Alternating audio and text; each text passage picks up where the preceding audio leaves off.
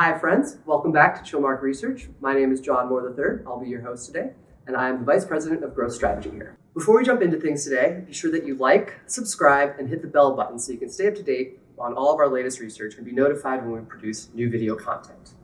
Thank you for joining us.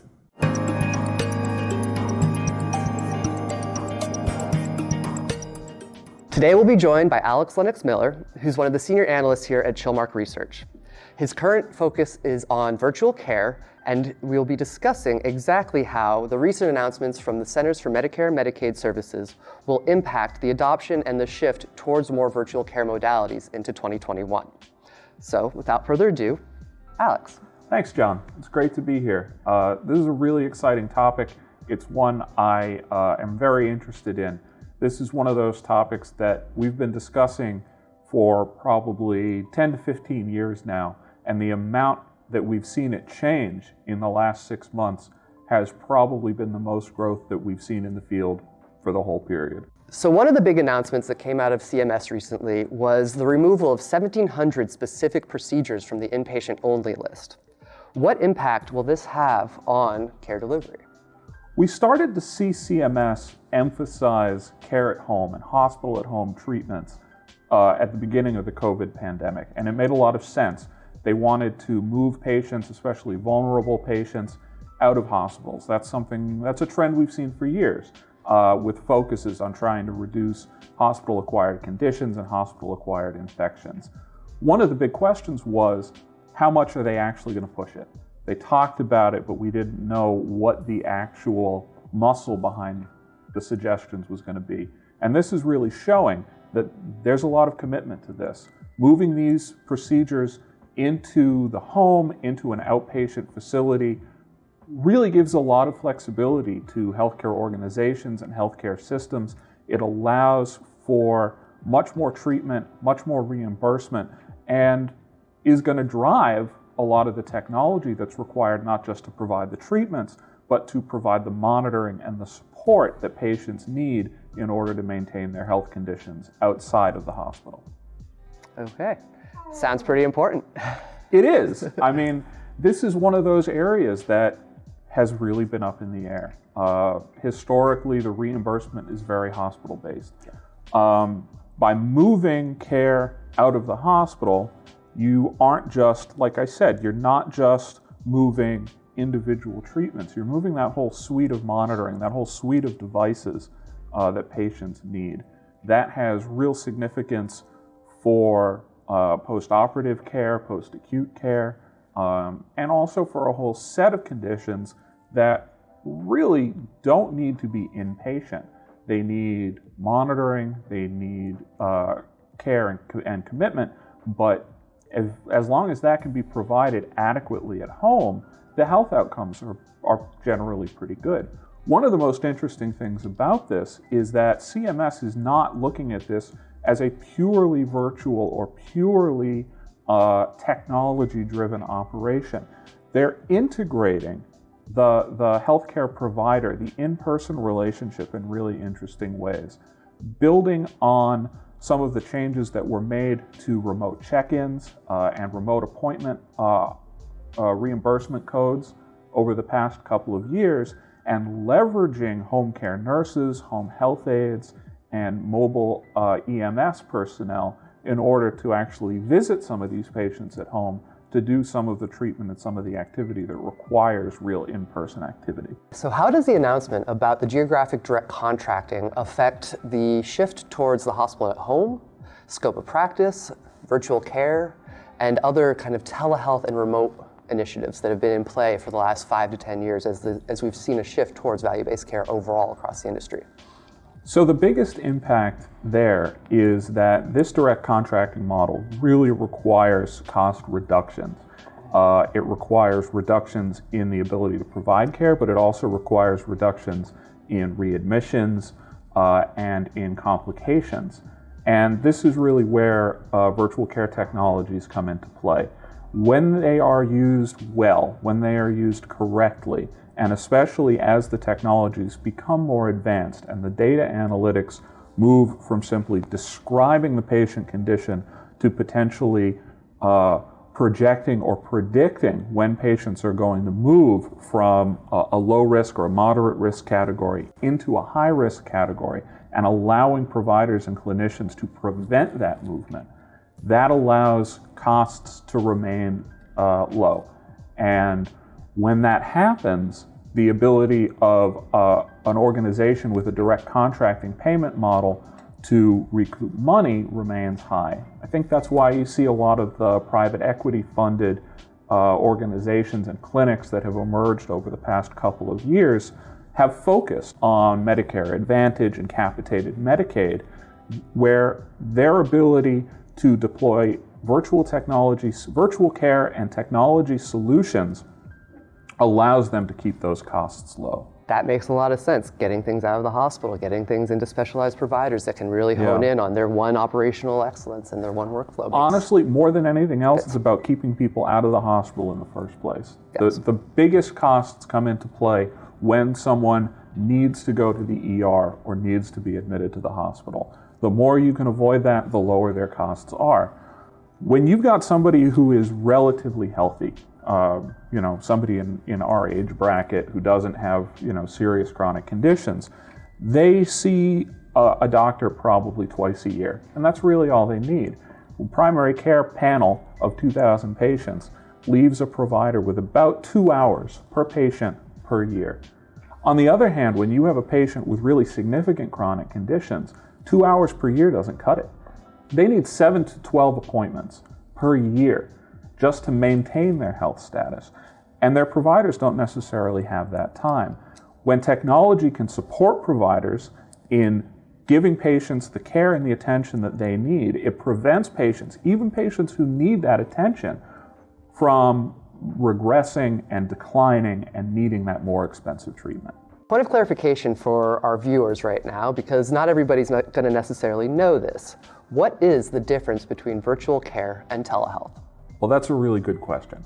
And it's one of the questions that has become really significant as we've seen this expansion since the beginning of the pandemic. Telehealth is that remote appointment. It's a direct communication between a patient and a provider, and it's done remotely. For the purposes of the pandemic, that's been essential. It's allowed patients to continue to see their provider, to continue to get the health care that they need. Unfortunately, from an efficiency perspective, from a time-saving perspective, it doesn't offer a whole lot. The provider is spending exactly the same amount of time during the appointment. The documentation and the follow-up requirements are the same.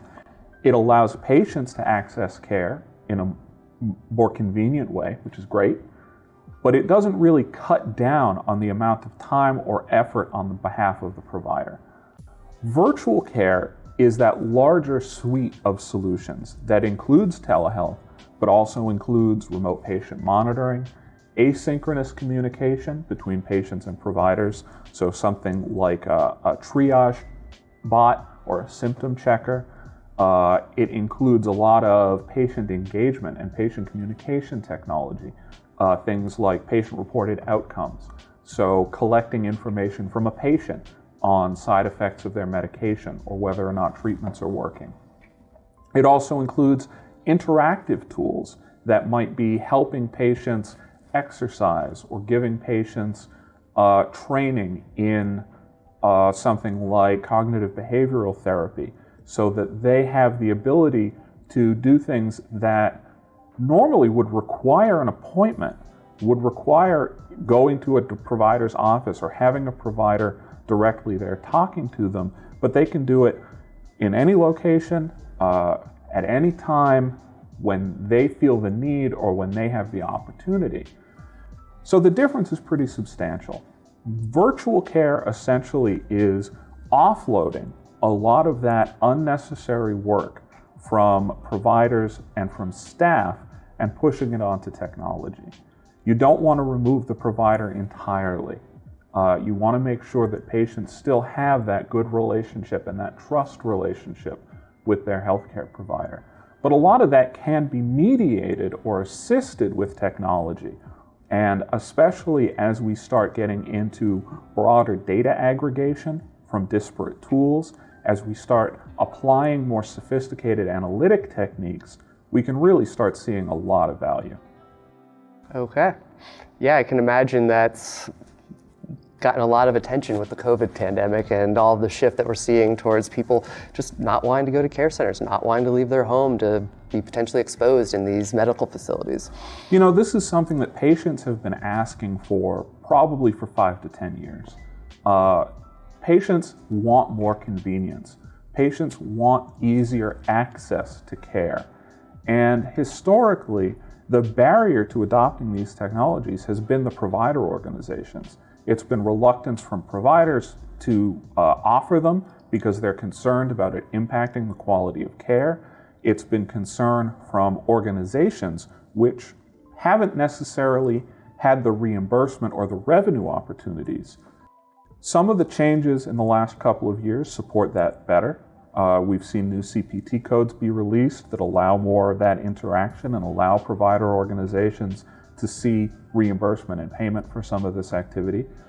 Some of it was literally new with the pandemic, as CMS offered a lot of waivers and states offered a lot of changes to their reimbursement strategies. But the biggest change has been that now providers and provider organizations have been willing to make that leap, have been willing to adopt this technology, deploy it at scale, and really see that it isn't just a gimmick, it isn't just a toy. It really can, first of all, help their patients really significantly, and second of all, really help them. And a lot of this ties into the Primary Care for the 21st Century report that you published towards the end of 2019. Yeah. Brings it all back around to, I mean, we couldn't have predicted back then that we would see these massive increases in interest with COVID coming through in March. I mean, the timeliness of that was pretty on point. I mean, it was one of the big questions when we released that report, was that even when we were talking about skyrocketing deployment and acceptance of, for example, telehealth, we were still talking about a tiny fragment of the overall appointment population. It had been crawling at a snail's pace for years, like you said. The growth had been significant percentage-wise, but when you looked at the actual numbers, it was still tiny. Yeah. The ability to suddenly go from less than 1% of total appointments to 40%, which is what we were seeing in April and May, is incredible. And it's a real tribute to healthcare providers that they were able and willing to make those changes when they had to. As much as you can say that there's a silver lining, the silver lining is now that they've experienced it, now that they've seen that there's real value to this, it's significantly less likely that we're going to revert back. The peak that we saw in April and May was obviously unsustainable. And when you look at what providers said, a lot of them felt like they were seeing too many of their patients virtually. They were using this too much and they didn't have a choice. As we start to have more in-person appointments, as the option to either bring patients in person or see them remotely becomes more viable, we'll probably still see 20 to 25% of all appointments happen virtually. The other interesting thing will be seeing which appointments or which interactions, which encounters don't need to be done hands-on anymore. You see a significant amount of work that is manual, that doesn't need to be, whether it's staff reaching out to patients, doing check-ins, bringing patients in to check their vitals or check their chronic care status. If you can deploy tools and technology to their home that can help them, that can monitor them there, they can still have in-person appointments when it's required, but they don't need to be contacted and don't need to be bothered if they're doing fine. That's a good segue into the next clarifying question, which is, can you just explain a little bit more about what exactly is distributed care versus virtual or telehealth? So, as we've been talking about, it's really essential if you're going to retain people's interest, if you're going to keep them adherent to programs, and especially if you're going to keep them performing long-term, that they not just have access to the tools, but that they trust that the provider and that the tools are the right thing for them. Their personal relationship with their healthcare provider, that trust relationship that's so essential to build, is a key part of that. And the best way to do that is by retaining some in-person appointments. And so when we talk about distributed care, that's the core of what we're talking about, is that we're not looking at virtual care to replace providers. We're not looking at virtual care to deliver all care remotely. We're looking at virtual care as a tool set that providers can use for patients in the right circumstances. It's essential in some cases to have that ability to visit an in-person provider. There are some tests that can't be done remotely. There are some patients that need to be seen. There's information that you can't get from a remote or an asynchronous appointment. Distributed care recognizes that, looks at virtual care tools to provide care and provide access to care from a variety of locations, in a variety of formats, including in-person care when it's necessary. Probably the most essential part of it is that ability to take multiple data sources from a variety of virtual care and in-person sources, whether it's the EHR, whether it's a diabetic management program, a care management platform, remote monitoring equipment, and tie them together into a single longitudinal view of the patient.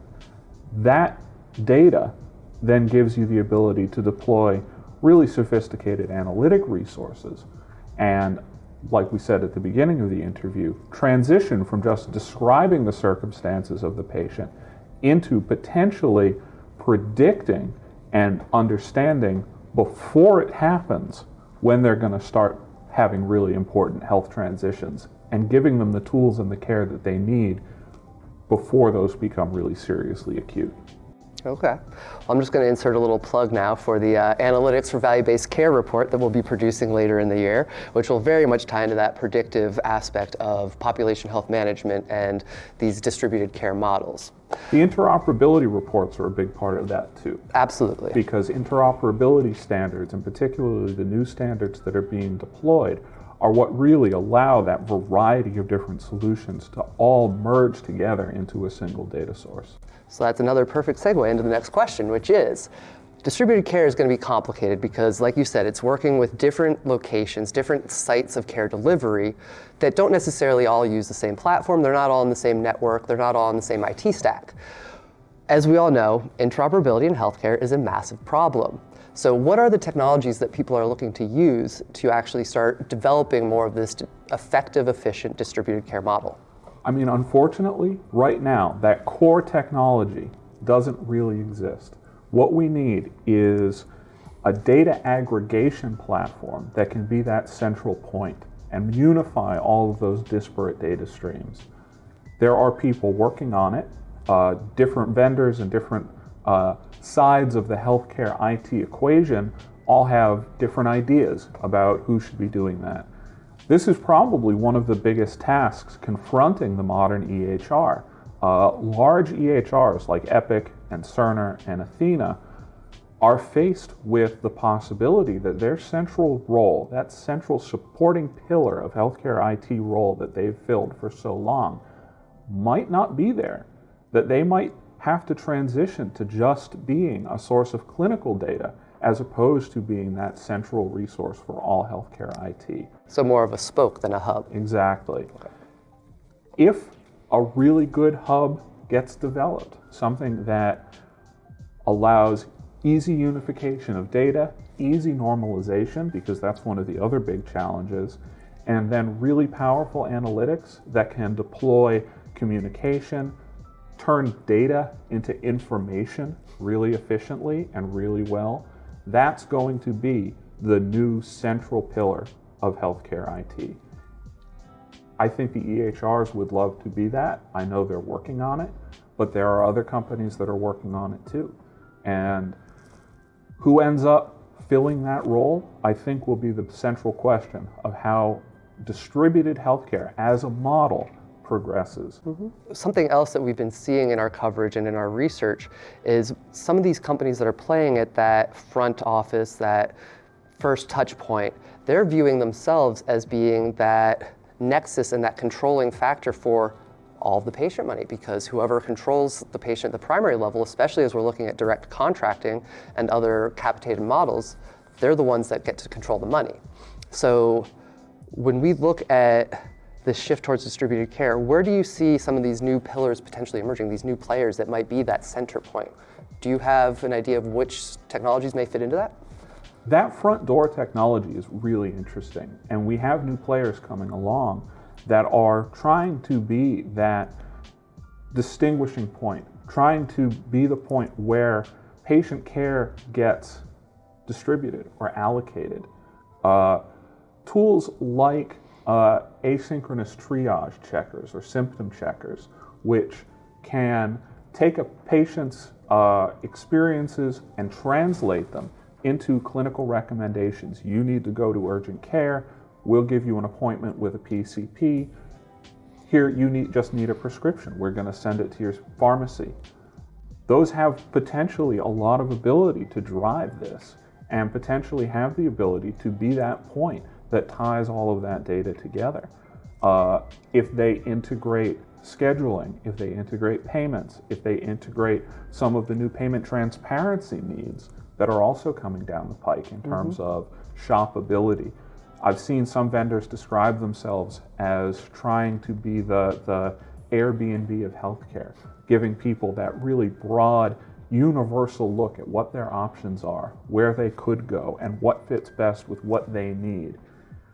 Organizations or vendors that can do that are going to play a central role in this, but they have to have the ability to distinguish when patients need specific kinds of care, along with being able to direct them to the best places to do it. So as we're thinking about that direction and this distribution and engaging these new stakeholders that have often been more on the fringe of care delivery, who do you think will be the winners and the losers? I think honestly, potentially the biggest losers are going to be small healthcare practices and small healthcare organizations. Independent practices? Independent practices and small systems that aren't able to leverage this technology quickly. And they're probably already struggling too. They're absolutely already struggling. They're overwhelmed. The problem is their patients are demanding this kind of thing. We've seen that patient demand, when it isn't met by what providers can offer, transitions to more convenient modes. They go to urgent cares, they go to the ED, or they go to retail clinics. As we see more of those deploy, whether it's by Walmart, CVS, Amazon, small practices that aren't offering the kind of care that their patients demand are going to be the ones that lose volume. They already have been, and they've already been struggling with the CMMI, different initiatives. Yeah. Okay, so looking out to the year ahead and, looking into your crystal ball, what do you think we'll see as far as changes that are being precipitated by these CMS announcements? Do you think we'll see any real change in the next 12 months, or is this something that's going to be more of a long tail change to the system? This is going to be a really long-term change. Even when you look at the CMS announcements, especially in an election year, where we don't really know what the leadership and the direction of the federal government is going to be going forward. We can make some guesses, but we don't really know. These are changes that will take at least a couple of years to fully propagate. What we can say is that remote care, and I mean beyond telehealth, the telehealth appointments are great, but remote care that includes RPM and includes chronic care management is going to be a major part of healthcare going forward. And that care at home, whether it's direct hospital care, probably not quite yet. It's going to take some time for that technology to really develop and mature. But home monitoring and that kind of home health care really is going to come very quickly because the technology has been mature for a number of years and it's just been waiting for people to be willing to deploy it. Well, is there anything else that you'd like to add about this topic, or do you feel like we've covered most of the bases that our audience would be interested in hearing us talk to? I do want to reinforce that no matter what you're talking about, whether it's primary care, post-acute, or behavioral health, the in-person relationship with your provider is essential. Any vendors that are trying to build this kind of technology need to make sure that they aren't losing track of that really central focus, that they're offering and supporting those relationships, because those are the things that really drive the best clinical outcomes for their patients as well as the attendant lower cost. Well, thank you very much, Alex. This has been great. Clearly, there's a lot of focus on how to enable the patient to be, get the care that they need, make it convenient for them, make it easy for them to actually access the resources that, a lot of people don't really have easy access to in this country. And as you noted, those kind of smaller independent practices, they're going to be struggling as we continue to deal with the pandemic and the results of how this is affecting our society and the socioeconomic status of many citizens here in America.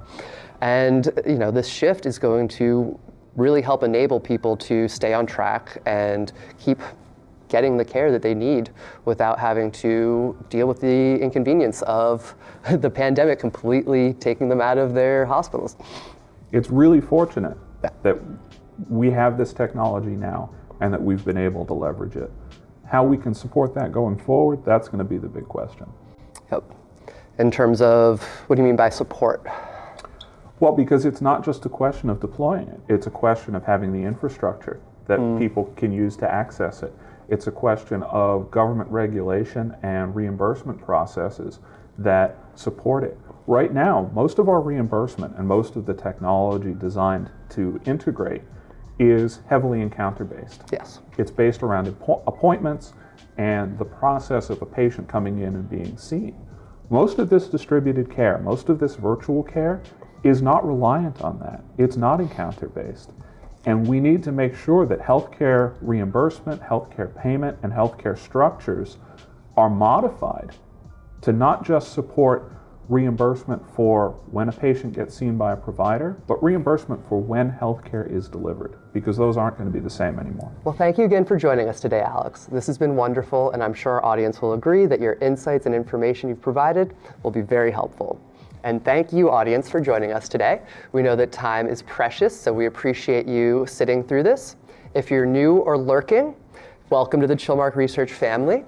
If you would like to leave a comment or if you have any questions, please leave it in the comments below and someone from our team will get back to you. If you liked the video, be sure to give it a like. And if you wanted to learn more about anything that we discussed today, please look in the video description where you can find links to additional resources.